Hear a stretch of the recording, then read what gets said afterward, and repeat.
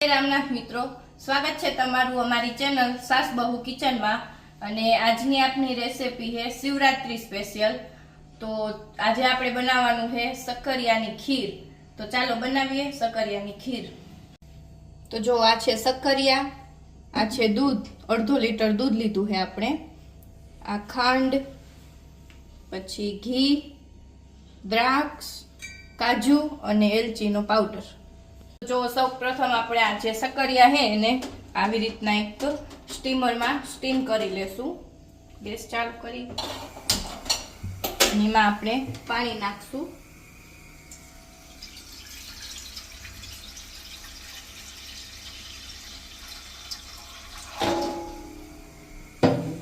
હવે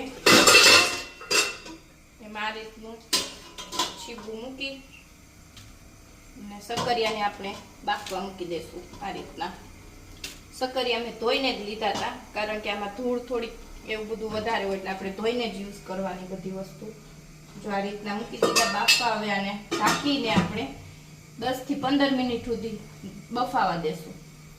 આપણે શક્કરિયાને સ્ટીમ કરવા મૂકી દીધા છે। હવે એ સ્ટીમ થાય ને એટલી વારમાં આપણે એને બીજા ગેસે જવા દઈ અને આ બાજુના ગેસે આપણે દૂધ ગરમ થવા મૂકી દઈ।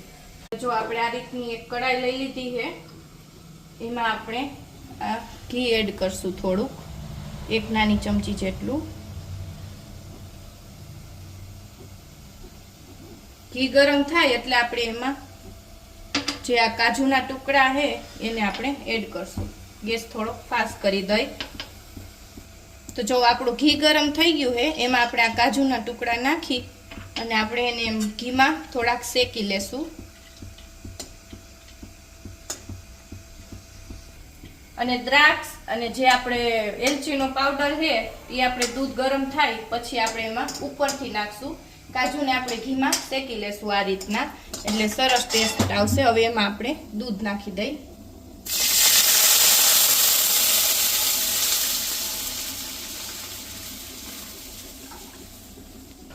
તો જો આપણે દૂધ એડ કરી દીધું છે। હવે આમાં આપણે એક ઉભરો આવે ને ત્યાં સુધી આને આપણે ઉકળવા દેશું, અને જ્યાં સુધી આપણા શક્કરિયા થાય ત્યાં સુધી આને એક ઉભરો આવે પછી આપણે ગેસની ફ્લેમ સ્લો કરી નાખશું અને સ્લો ફ્લેમે આપણે આને 5 થી 7 મિનિટ સુધી ઉકળવા દેશું। જો 10-15 મિનિટ થઈ ગઈ। હવે આપણે જે શક્કરિયાને સ્ટીમ કરવા મૂક્યા હતા એ આપણે જોઈ સ્ટીમ થયા કે નહીં એમ આ રીતના છરીની મદદથી જોશું। જો ઈઝીથી આ થઈ જાય છે એટલે આપણા શક્કરિયા એકદમ સરસ સ્ટીમ થઈ ગયા છે। હવે આપણે એને બહાર કાઢી લેશું। જો એને આ રીતના આપણે એક પ્લેટમાં કાઢી લેશું।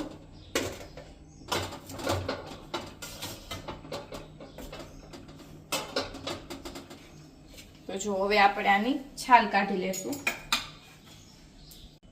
તો જો આ રીતના હવે આપણે એની બધી એક પછી એક છાલ કાઢી લેશું।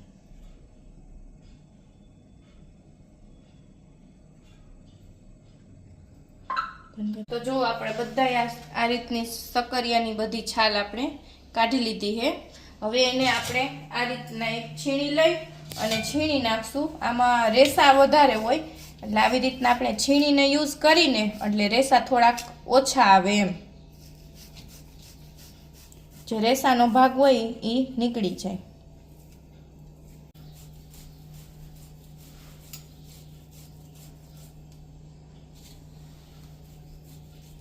તો જો આ રીતના આપણે બધાય શક્કરિયાને છીણી લેવાના, એટલે જે રેસા હોય ને એ બહાર નીકળી જાય।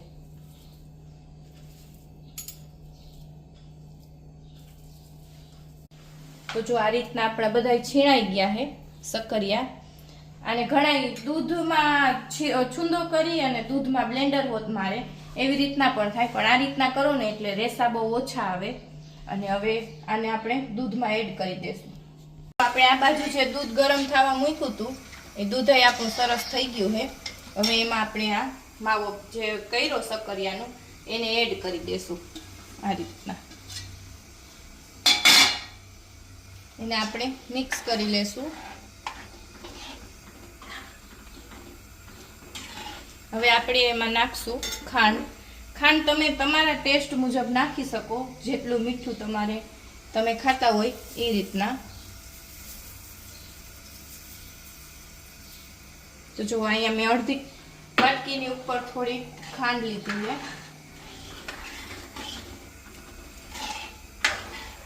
અને એમાં આપણે નાખશું અમે જે 3 થી 4 એલચીનો પાવડર કરી લીધો હતો અને સૂકી દ્રાક્ષ એડ કરી દેશું.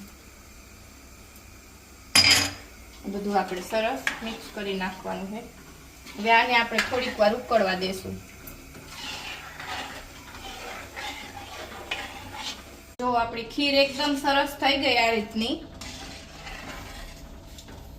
અને હવે આપણે એને સર્વ કરી દેશું.